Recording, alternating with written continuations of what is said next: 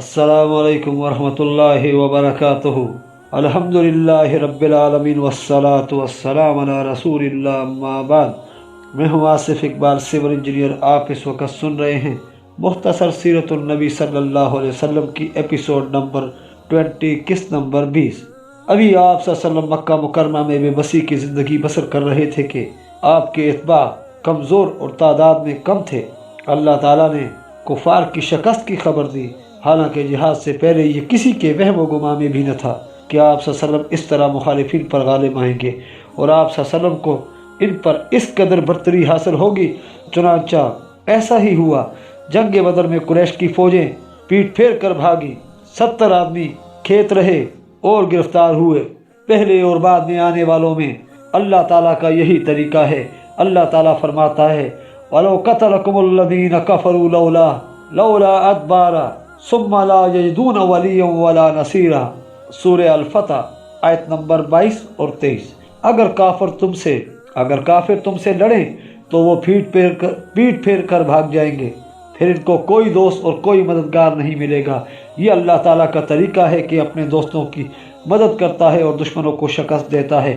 رہی یہ بات کے بعد جنگوں میں کافر مسلمانوں پر غالب آئے تو اس کا سبب مسلمانوں کا گناہ آلودہ کردار ہے، جو ان کے ایمان کی کمزوری کا باعث ہوا۔ پھر جب انہوں نے توبہ کی اور ان کا ایمان کامل ہوا تو اللہ کی مدد ان کے شامل حال ہو گئی۔ اللہ سبحانہ و تعالیٰ فرماتا ہے وَلَا تَهِنُوا وَلَا تَحْزَنُوا وَأَنْتُمُ الْأَعْلَوْنَ إِن كُنتُم مُّؤْمِنِينَ۔ سورہ آل عمران آیت نمبر 139۔ نہ سست پڑو اور نہ غم کرو، اگر تم ایمان پر قائم رہے تو غلبہ تمہیں ہی حاصل ہوگا۔ نیز فرمایا اَوَلَمَّا أَصَابَتْكُم مُّصِیبَةٌ قَدْ أَصَبْتُم مِّثْلَهَا قُلْتُمْ أَتَىٰ هَٰذَا قُلْ هُوَ مِنْ عِندِ أَنفُسِكُمْ۔ سورہ آل عمران آیت نمبر 165۔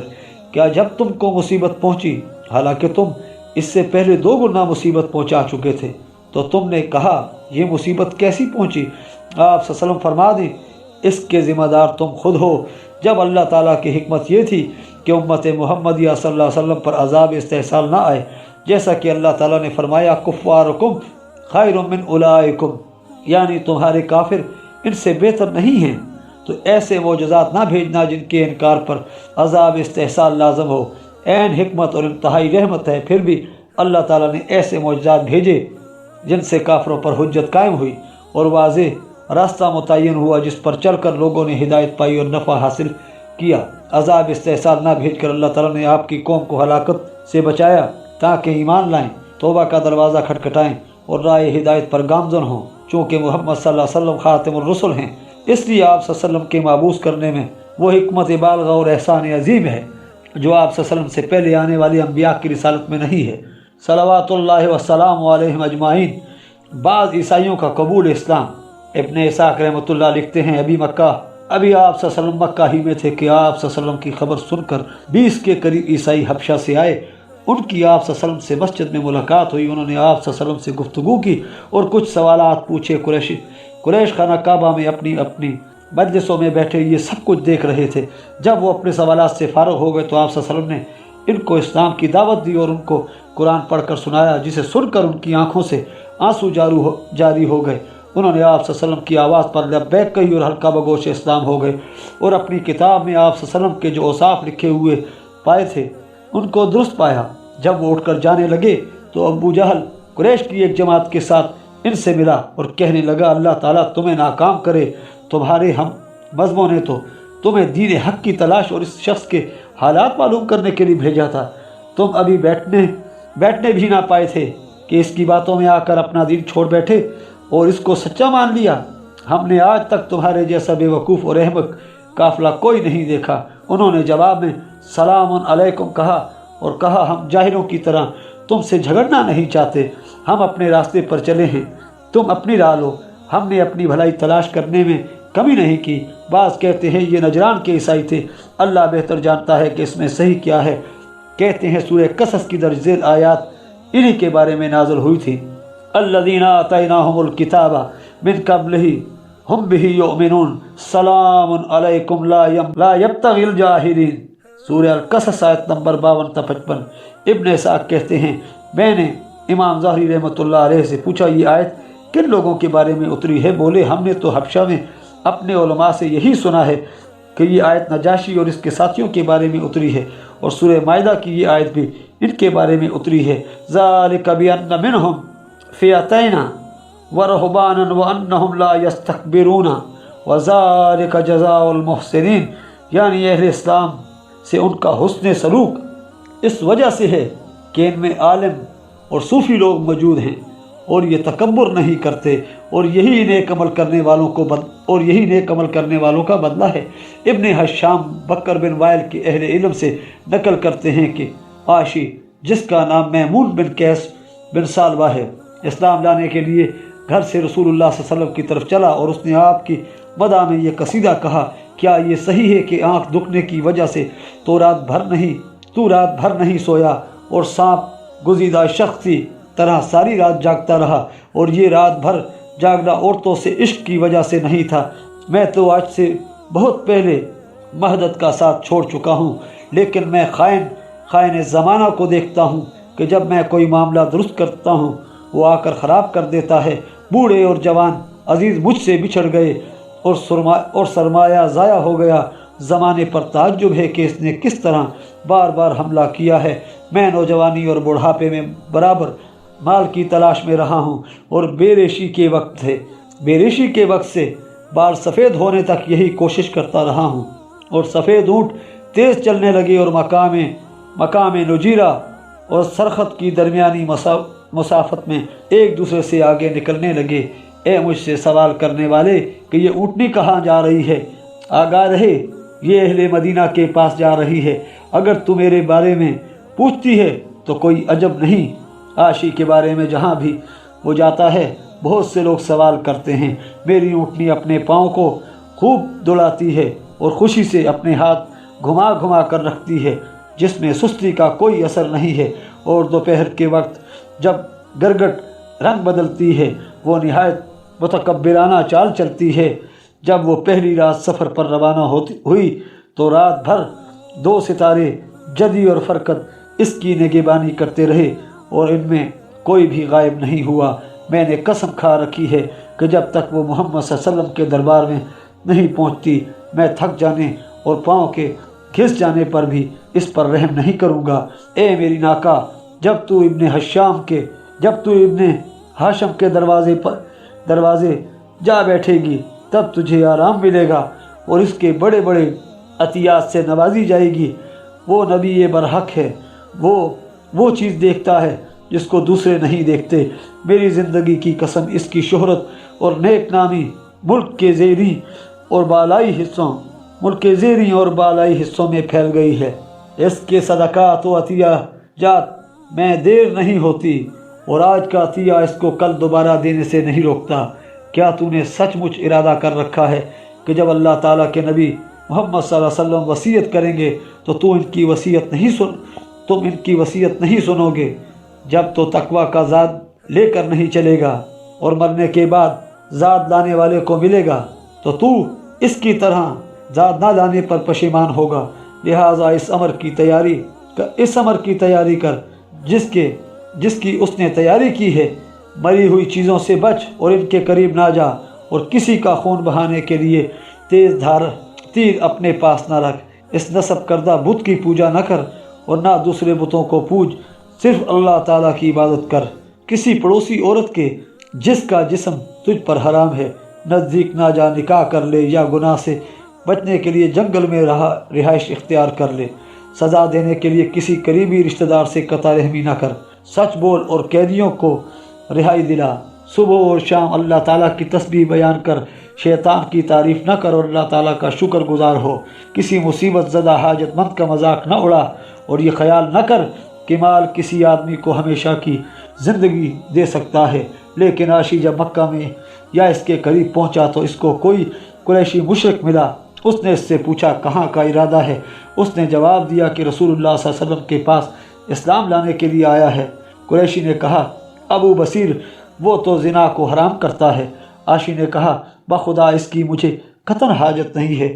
وہ بولا ابو بصیر وہ شراب کو بھی حرام کرتا ہے۔ عاشی بولا واللہ اس کی ابھی دل میں خواہش باقی ہے، اس لیے واپس جاتا ہوں۔ اس سال جی بھر کے شراب پی لوں، آئندہ سال آ کر اسلام قبول کروں گا۔ چنانچہ وہ واپس چلا گیا اور اسی سال اس کا انتقال ہو گیا اور یوں اسلام کی دولت سے محروم رہا۔ طائف کا سفر۔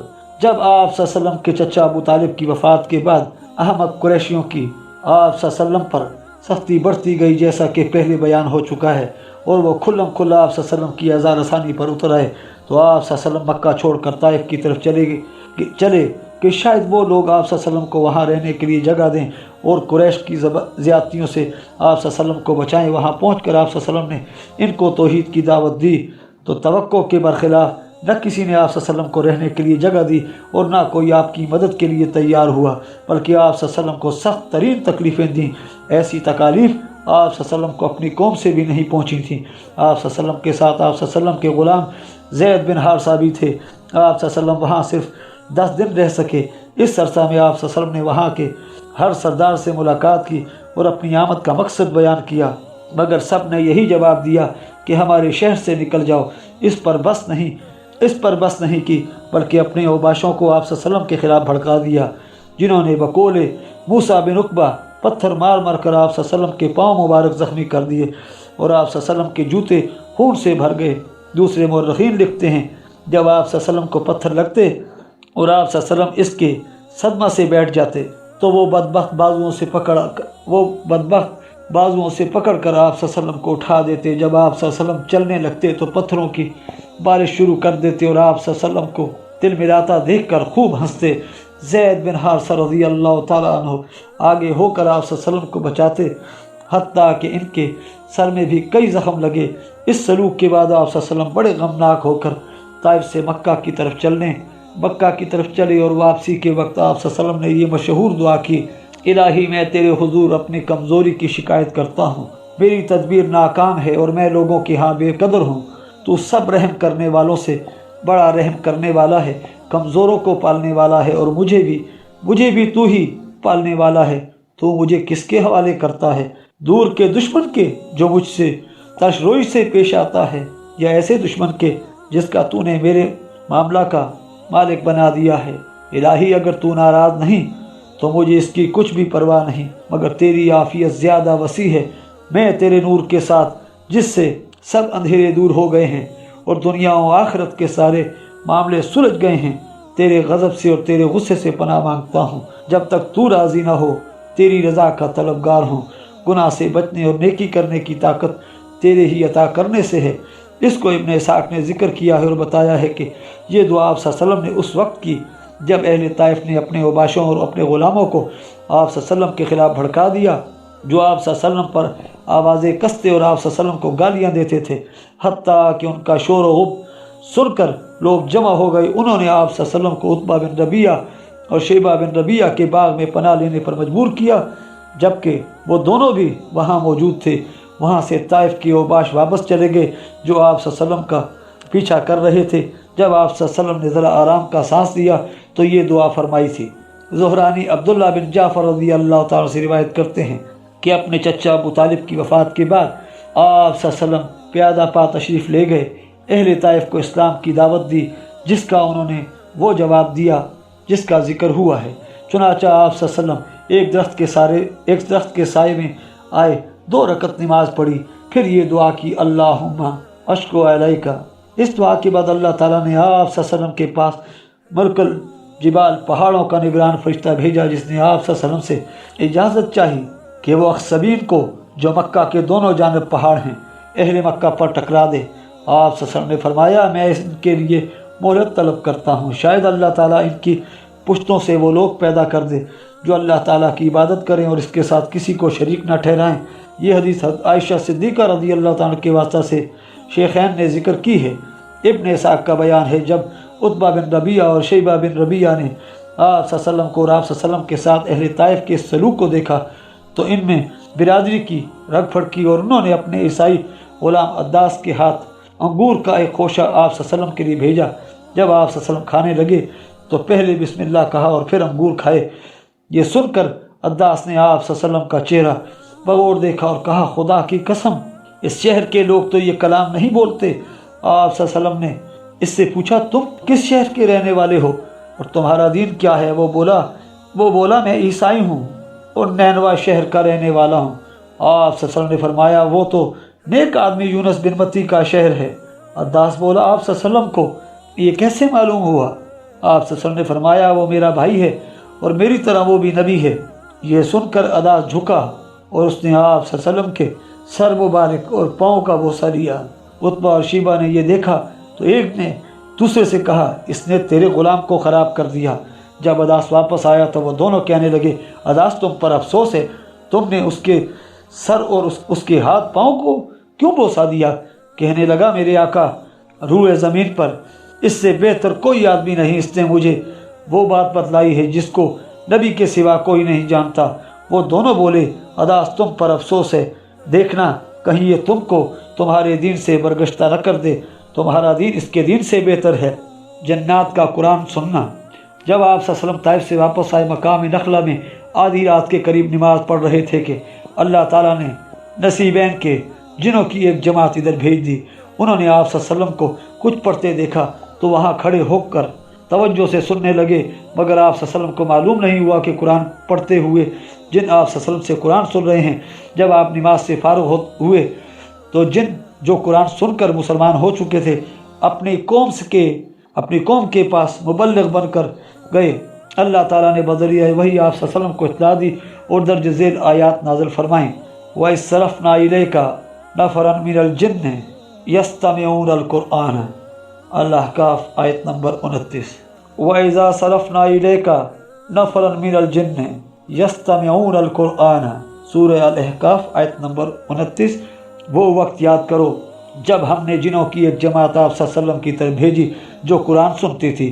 حافظ ابن کثیر رحمۃ اللہ لکھتے ہیں ابن اسحاق نے ذکر کیا ہے کہ رسول اللہ صلی اللہ علیہ وسلم اہل طائف کے پاس گئے، ان کو اسلام کی دعوت دی، مگر ان کی دعوت مسترد کرنے کے بعد واپس آ گئے۔ مقام نخلا میں رات کے وقت قرآن پڑھا اور نصیبین کے جن قرآن سن کر مسلمان ہو گئے۔ یہ سب صحیح ہے، مگر اس رات جنوں کا قرآن سننا محل نظر ہے، کیونکہ جنوں کا قرآن سننا وحی کے ابتدائی زمانہ کی بات ہے، اور اس پر ابن عباس کی وہ حدیث دلالت کرتی ہے جس کو امام احمد رحمۃ اللہ نے ذکر کیا ہے۔ کہتے ہیں کہ جن آسمان کی خبر سننے جاتے تھے، جب کوئی کلمہ سن پاتے تو اس میں 20 کلمے شامل کر کے کاہنوں کو پہنچاتے۔ جو کلمہ آسمان سے سنا ہوتا وہ حق ہوتا اور جو اپنی طرف سے بڑھاتے وہ باطل ہوتا۔ پہلے ان پر چنگارے نہیں پڑتے تھے، جب حضرت صلی اللہ علیہ وسلم مبعوث ہوئے تو جنوں پر آگ کے چنگارے پڑنے لگے۔ انہوں نے اس کی شکایت ابلیس کے پاس کی۔ اس نے کہا زمین میں کوئی حادثہ رونما ہوا ہے جس کی وجہ سے چنگاروں کا یہ سلسلہ شروع ہوا ہے۔ اس نے اس کا کھوج نکالنے کے لیے چاروں طرف اپنے لشکر بھیجے۔ ان میں سے ایک جماعت نے حضرت صلی اللہ علیہ وسلم کو مقام نخلا کے پہاڑوں میں نماز پڑھتے سنا۔ اس نے جا کر ابلیس کو خبر دی تو اس نے کہا یہی وہ حادثہ ہے جو زمین میں رونما ہوا ہے۔ رواہ نسائی۔ علامہ ابن کثیر کہتے ہیں حضرت صلی اللہ علیہ وسلم اپنے چچا ابو طالب کی وفات کے بعد طائف گئے تھے۔ ابن ابی شیبہ حضرت عبداللہ بن مسعود رضی اللہ تعالیٰ عنہ سے روایت کرتے ہیں کہ حضرت صلی اللہ علیہ وسلم بطن نخلا میں قرآن مجید پڑھ رہے تھے کہ آپ صلی اللہ علیہ وسلم پر جنوں کی ایک جماعت گزری۔ قرآن سن کر انہوں نے کہا خاموش ہو جاؤ۔ اس پر اللہ تعالیٰ نے یہ آیت اتاری وَإِذْ صَرَفْنَا إِلَيْكَ نَفَرًا مِنَ الْجِنِّ يَسْتَمِعُونَ الْقُرْآنَ۔ اس کا اور عبداللہ بن عباس کی حدیث کا تقاضا یہ ہے کہ حضرت صلی اللہ علیہ وسلم نے اس وقت جنوں کی موجودگی کو محسوس نہیں کیا تھا، اس وقت صرف وہ قرآن سن کر اپنی قوم کی طرف لوٹ گئے۔ پھر بعد میں وہ مختلف جماعتوں کی صورت میں آپ صلی اللہ علیہ وسلم کی خدمت عالیہ میں حاضر ہوتے رہے۔ رسول اللہ صلی اللہ علیہ وسلم طائف سے واپسی کے بعد چند دن نخلا میں ٹھہرے۔ زید بن حارثہ رضی اللہ تعالیٰ نے کہا قریش نے آپ صلی اللہ علیہ وسلم کو مکہ سے نکال دیا ہے، اب آپ وہاں کیسے جا سکتے ہیں؟ آپ صلی اللہ علیہ وسلم نے فرمایا زید اللہ کریم اس مشکل کا کوئی حل پیدا کرے گا۔ اس نے اپنے نبی کی مدد کرنا اور اپنے دین کو ظاہر کرنا ہے۔ مکہ کے قریب پہنچ کر آپ صلی اللہ علیہ وسلم نے خزاع کے ایک آدمی کے ہاتھ مطعم بن عدی کو پیغام بھیجا کہ میں آپ کی پناہ میں آنا چاہتا ہوں۔ اس نے قبول کر لیا اور اپنے بیٹوں اور اپنی قوم سے کہا مسلح ہو کر سب بیت اللہ میں پہنچ جاؤ، میں نے محمد صلی اللہ علیہ وسلم کو پناہ دے دی ہے۔ رسول اللہ صلی اللہ علیہ وسلم زید کے ساتھ مسجد حرام میں پہنچے تو مطعم بن عدی نے اپنی اونٹنی پر سوار ہو کر اعلان کیا اے جماعت قریش، میں نے محمد صلی اللہ علیہ وسلم کو پناہ دے دی ہے، آئندہ انہیں کوئی پریشان نہ کرے۔ اس کے بعد آپ صلی اللہ علیہ وسلم حجر اسود کے پاس آئے، اس کو بوسہ دیا اور 2 رکعت نماز پڑھ کر اپنے گھر تشریف لے گئے۔ مطعم بن عدی اور اس کے بیٹوں نے مسلح ہو کر آپ صلی اللہ علیہ وسلم کو گھیر رکھا تھا، اور اس طرح آپ صلی اللہ علیہ وسلم اپنے گھر داخل ہوئے۔ ابن اسحاق لکھتے ہیں حضرت صلی اللہ علیہ وسلم نے طائف سے واپسی کے بعد جب مکہ میں داخل ہونے کا ارادہ فرمایا تو پہلے آپ صلی اللہ علیہ وسلم نے اخنس بن شریک کی طرف پیغام بھیجا کہ میں تمہاری پناہ میں داخل ہونا چاہتا ہوں۔ اس سے کہلا بھیجا میں حلیف ہوں اور حلیف کسی کو پناہ نہیں دے سکتا۔ پھر آپ صلی اللہ علیہ وسلم نے سہیل بن عمرو کی طرف یہی پیغام بھیجا۔ اس نے کہا میرا قبیلہ بنو عامر بنو کعب کے خلاف پناہ نہیں دے سکتا۔ اس کے بعد آپ صلی اللہ علیہ وسلم نے مطعم کو پیغام بھیجا اور اس نے آپ صلی اللہ علیہ وسلم کو پناہ دی۔ اس کے ساتھ ہی ہماری آج کی ایپیسوڈ اختتام پذیر ہوتی ہے۔ ملتے ہیں انشاءاللہ نیکسٹ ایپیسوڈ میں۔ آپ ہمارے چینل کو سبسکرائب کیجئے، ویڈیو کو لائک کیجئے، کمنٹس میں اپنے قیمتی آراء سے آگاہ کیجئے۔ اللہ حافظ۔